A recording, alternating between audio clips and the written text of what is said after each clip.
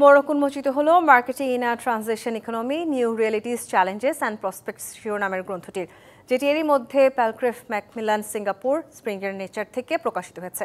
সকালে ঢাকা বিশ্ববিদ্যালয়ের ব্যবসায় শিক্ষা অনুষদে ডক্টর আবদুল্লাহ ফারুক কনফারেন্স হলে আয়োজন করা হয় মোড়ক উন্মোচন অনুষ্ঠানের।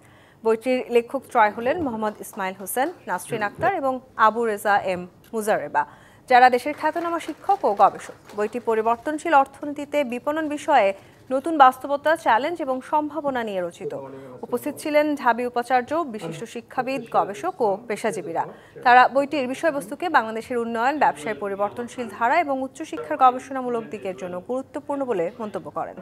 বক্তারা বলেন, এ ধরনের গবেষণাধর্মী বই নতুন জ্ঞান সৃষ্টির পাশাপাশি নীতি নির্ধারণে গুরুত্বপূর্ণ ভূমিকা রাখবে। Imam, Dean of the Faculty of Business Studies. Let us continue to